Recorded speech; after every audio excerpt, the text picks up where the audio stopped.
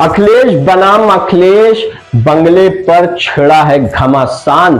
नमस्कार, मैं अमित कश्यप और आप देख रहे हैं हंगामा टाइम्स न्यूज। इस वक्त की खबर सामने आ रही उत्तर प्रदेश की राजधानी से, जहां उत्तर प्रदेश में 2027 के चुनावी रण से पहले बंगला राजनीति ने जोर पकड़ लिया। बहुजन समाजवादी पार्टी की प्रमुख मायावती को बंगला मिलने पर अखिलेश यादव के तंज ने अब उन पर ही भारी पड़ते नजर आ रहे हैं। राष्ट्रवादी पार्टी के राष्ट्रीय अध्यक्ष अखिलेश सिंह ने सपा सुप्रीमो को आड़े हाथ लेते हुए ऐसे सवाल दाग दिए हैं जिसका जवाब देना शायद समाजवादी पार्टी के लिए मुश्किल होगा। आखिर क्या है चाचा शिवपाल के बंगले का वो राज जिस पर अखिलेश सिंह ने घेरा है? देखिए हमारी खास रिपोर्ट उत्तर प्रदेश की राजधानी की राजनीति जगत में, जहां पर राष्ट्रवादी पार्टी के राष्ट्रीय अध्यक्ष अखिलेश सिंह ने आज लखनऊ में मीडिया से बात करते हुए अखिलेश यादव के दोहरे मापदंडों पर जमकर प्रहार किया। आइए डालते हैं गुप्ता चीफ सब एडिटर की एक रिपोर्ट पर नजर उत्तर प्रदेश की राजधानी की इस खबर पर। नमस्कार, मैं एकता और आप देख रहे हैं हंगामा टाइम्स न्यूज। आज हमारे साथ खास शख्सियत में राष्ट्रवादी पार्टी के राष्ट्रीय अध्यक्ष अखिलेश सिंह हमारे साथ हैं और उनसे जानते हैं कि इस समय राजनीति में जो उठापटक चल रही है, क्योंकि इस समय जो बड़ी खबर सामने आई जिसके बाद से हर तरफ यही चर्चा हो रही है कि मायावती जी, बसपा सुप्रीमो मायावती को बंगला मिला, जिसके बाद से अखिलेश यादव की चिंताएं बढ़ती नजर आ रही हैं। उन्होंने कहीं ना कहीं दबी जवान में नहीं खुलकर कहा है, मायावती जी ने बीजेपी का कहीं ना कहीं कुछ बातों में सपोर्ट भी किया है। तो हम अखिलेश जी से जानते हैं, इस समय अखिलेश सिंह हमारे साथ हैं, उनसे जानते हैं सर किस तरह देखते हैं मायावती को चुनाव से पहले, विधानसभा चुनाव से पहले बंगला मिलना, बीजेपी की तरफ से बड़ा आलीशान बंगला मिला उनको, जिसकी बात से अखिलेश यादव में इस बात की चिंता भी है कि आखिर अंदर अंदर क्या चल रहा है। तो आपको पता है कि अंदर अंदर क्या चल रहा है? बिल्कुल, क्या चल रहा अंदर अंदर मैं अखिलेश यादव जी से कहना चाहता हूं कि समाजवादी पार्टी जिस तरह से अभी उनके चाचा माननीय शिवपाल सिंह यादव जी अपनी पार्टी बनाए थे, उसके बाद समाजवादी पार्टी में विलय कर दिए, लेकिन उनको बंगला मिला था और विलय करने के बाद आज भी उनका बंगला बरकरार है। इसको नहीं, उन्हें अपने अंदर झांक करके देखना चाहिए कि हमारे अंदर क्या कमियां हैं। दूसरे को बताने के बजाय अपने अंदर उन्हें झांक कर देखना चाहिए। जो भी है, जो नियमता है। चुनाव से पहले ही एक बंगला गिफ्ट करना या मिलना बड़ी बात है, तो ये शंका की बात है। ये जो नियम के तहत है, रूल के तहत है, जहाँ डिमांड होगी कोई नियम के खिलाफ नहीं कोई करेगा। सरकार जो बंगला मिला है उनका जो केंद्र में उनको एक कार्यालय मिलना चाहिए, बंगला मिलना चाहिए। सरकार से मांग किया, उनको मिला है, इसमें कोई गलत बात नहीं है। ना तो चुनाव से पहले मिलना, इसमें कोई तमाम तरीके से कयाद लगाए जाएं, वो मैं खारिज करता हूं। उन्हें माननीय शिवपाल सिंह यादव जी का बंगला दिखाई देना चाहिए। मैं यही मतलब इंडिया गठबंधन हुआ, अब सब लोग एक पार्टी के खिलाफ खड़े हुए हैं, सब लोग मिलकर, अब उसमें से किसी को कुछ मिल गया तो कहीं ना कहीं शंका संकोच की बात है, इसको ही क्यों मिला? शंका संकोच ये तो बहुत सारे लोग कयास लगा रहे हैं कि कहीं ना कहीं आगामी चुनाव में मायावती जी कहीं भारतीय जनता पार्टी के साथ तो नहीं जा रही हैं। इसे समय पर छोड़ देना चाहिए। कयास तो बहुत कुछ लग रहे हैं और चुनाव में बहुत कुछ संभव है। आपको क्या लग रहा है? हमें तो अभी समय पर छोड़ दिया जाए। मैं कोई ज्योतिषी और भविष्यवक्ता तो हूँ नहीं, लेकिन राजनेता तो हैं आप। राजनेता हैं तो राजनीति में जिस तरह से क्रिकेट में किसी समय भी कुछ भी परिवर्तन हो सकता है, ऐसे राजनीति में किसी समय भी कुछ भी परिवर्तन संभव है। और एक मुद्दा जो बहुत वायरल हुआ चला, जहां पर माघ मेले के बाद से शंकराचार्य और सीएम योगी के बीच में एक वार्तालाप हुआ, और जहां देश में इस बात की चर्चा हो कि सीएम योगी और जहां पर शंकराचार्य के बीच में विवाद हो गया, जहां उनसे शंकराचार्य होने का प्रमाण मांग लिया गया। उन्होंने कहा कि योगी जी हैं तो फिर वो मंत्री या फिर नेता, प्रधानमंत्री, इन सब के साथ क्यों मीटिंग करते हैं, क्यों वहाँ पर वो कुर्सी बैठे हुए हैं, क्यों वो ये सब राजनीति कर रहे हैं। तो कहीं ना कहीं शंकराचार्य और सीएम योगी को लेकर पहली बार सदन में सीएम योगी ने कहा कि इंसान जैसा उसे अपनी मर्यादा में रहना चाहिए। तो क्या आपको इस विषय में कुछ कहना है?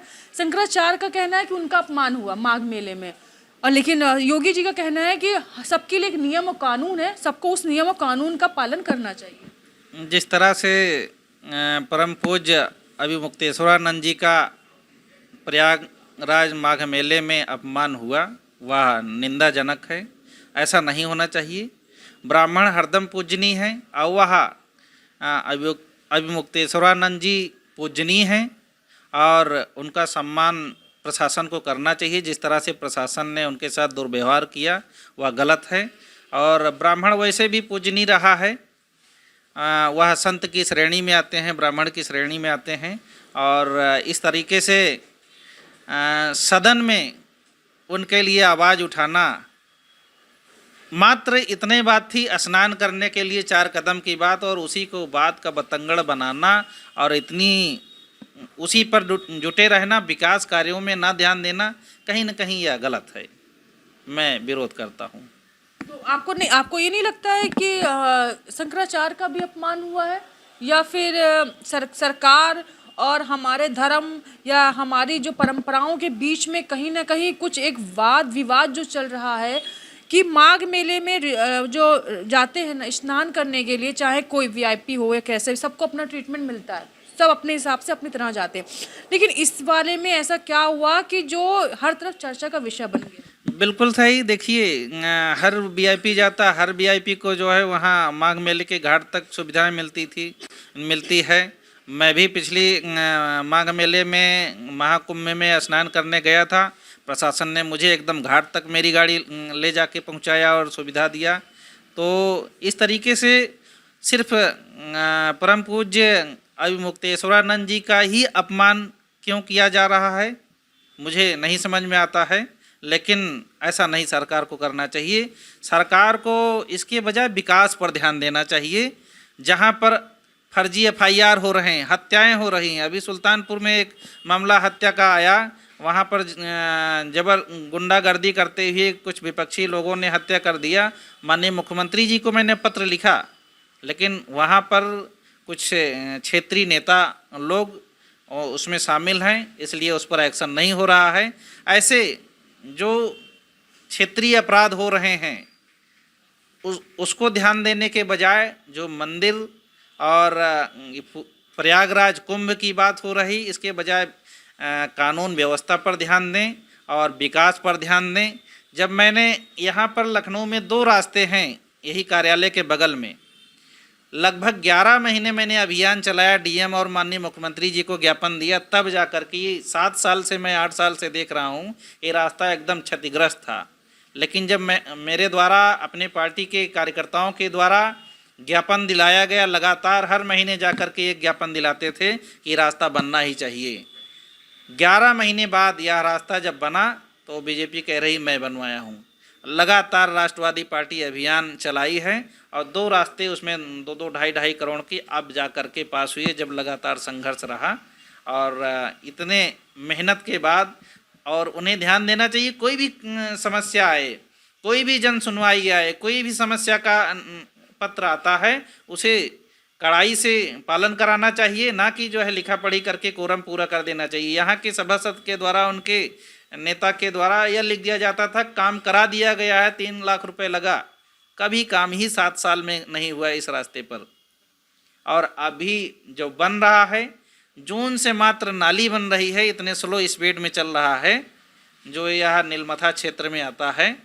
और जून से मात्र नाली बन रहा है इतने स्लो स्पीड में, मुझे तो लगता है कि यह बारिश में दिखा देते हैं, बारिश में बह गया और हर साल इस पे बजट पास करा करके पैसा लिया जाता है। क्योंकि मैं देख रहा हूँ 7 साल से कभी बना ही नहीं।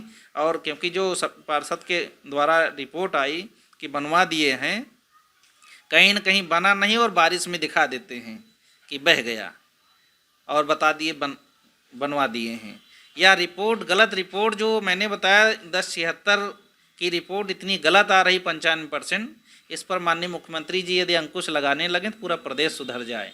मात्र प्रतिदिन की अपडेट लें कि जिसमें निस्तारण हुआ है, अगर वह असंतोषजनक है, फीडबैक जाना चाहिए, कॉलबैक जाना चाहिए कि आप संतुष्ट हैं या असंतुष्ट हैं।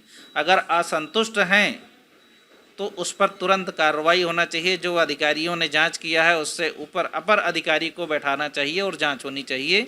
जिस तरह से एक माननीय प्रधानमंत्री जी का सीपी ग्राम पोर्टल है, वह काफ़ी